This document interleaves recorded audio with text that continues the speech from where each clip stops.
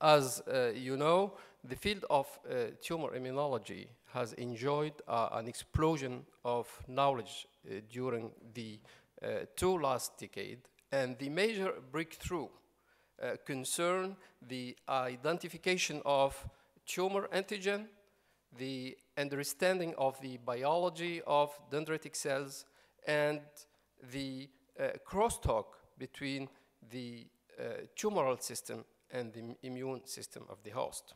So from the basic research gained in the field of immunology, a lot of clinical tools were obtained, and there was a serious transfer from basic immunology to a clinical application, in particular in the field of cancer. So why immunotherapy is an attractive approach in cancer? Because it's a treatment that is more targeted and less toxic as compared to the conventional treatment like chemotherapy and radiotherapy. So what is the objective of immunotherapy? As you know, the immune system in cancer patient is either deficient or inefficient. So the objective of immunotherapy is, first of all, to stimulate the immune system of the patient. This stimulation will try to bypass in vivo deficient steps that prevent the host immune response to destroy cancer cells. The first approach to stimulate the immune system of cancer patient was based on a non-specific stimulation based on the use of cytokine. As you know, over the 40 cloned cytokines, most of these cytokines were used to boost the immune system of the patient, both the adaptive and innate immunity. Although some cytokines were effective with certain malignancies, the use of cytokine and the results of cytokine application was not very successful. Although some cytokine today are used as therapeutical standard, like interferon alpha, which is used to treat chronic myeloid leukemia or melanoma. IL-2 is a therapeutical standard for melanoma and metastatic renal cell carcinoma. And as all of you know, growth factor GCSF and GM-CSF are used after chemotherapy or bone marrow transplantation for alleviating the myeloid suppression.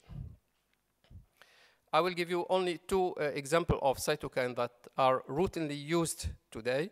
Tumor necrosis factor, as you know, the systemic administration of TNF in cancer patients was not successful, but a very exciting approach was used to treat some type of cancer, and this approach is based on the local regional administration of TNF. So such approach resulted in significant remission of inextirpable soft tissue sarcoma. As you can see here, this is a patient with soft sarcoma. This is 1 week after TNF treatment, and this is 6 weeks after TNF, and as you can see, after 6 weeks, there is a total disappearance of the tumor. The second example of cytokine use is IL-12, and a lot of experimental evidence indicate that IL-12 has an effect on inhibition of blood vessel formation, but in human, the results were not that great, and the trials were stopped. So the non-specific immunotherapy of cancer based on the use of cytokine resulted only on a limited success. The new strategy of immunotherapy corresponds to a more specific approach. This approach is based on the use of a peptide derived from genes that encode human tumor antigen. So it has become clear today that tumor cells carry antigens. These antigens are classified in a family. The first family are antigens encoded by genes like MAGE, NY-ASO1 for melanoma, the viral antigen E7 for human papillomavirus, the mutated gene P53, beta-catenin, KRAS, and some differentiation antigen like MART1 and GP100. And finally, some genes, when they are overexpressed, they are also recognized by the immune system of the host.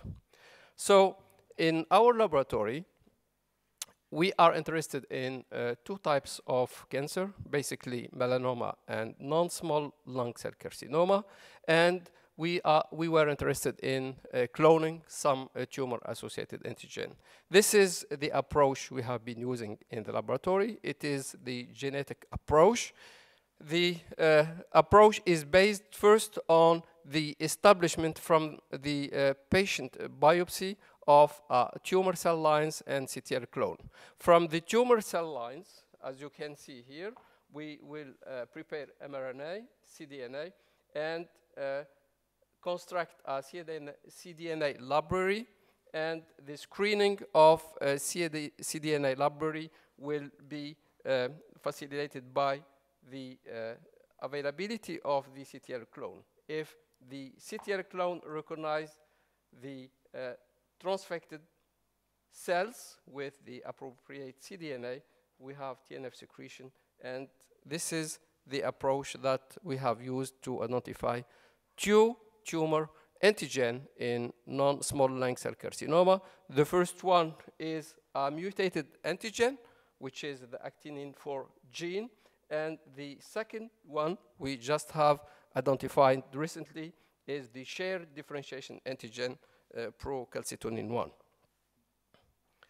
So how these antigen are recognized by tumor cells? The tumor antigen is first degraded by the proteasome, and the generated peptide are transported in the reticulum, will be loaded on the heavy chain of major histocompatibility complex, transported at the cell surface, and once it's transported at the heavy chain of the major histocompatibility complex, it will be recognized by either naive T lymphocyte or memory T lymphocyte. This is a very interesting step in differentiation of cytotoxic T lymphocyte. These cytotoxic T lymphocytes are the critical player of the anti-tumor response, and most attempts in immunotherapy are aiming at the generation of these cells. So thanks to the discovery of tumor antigen, the immunotherapy has shifted from a non-specific approach to a specific one. Cancer vaccines are obtained today, and these cancer vaccines are obtained thanks to the availability of synthetic peptide able to induce and generate these antigen-specific killer cells. Now, in a lot of clinical trials are developed, and the induction of tumor-associated specific immune response are remarkably successful. So what are the different vaccine approaches? The approaches are based either on the use of irradiated tumor cells, because these cells will provide the tumor antigen, the proteins derived from the cloned antigen, or peptide, or DNA, or viral vector, or liposomal vaccine. But the most used approach is based on dendritic cells.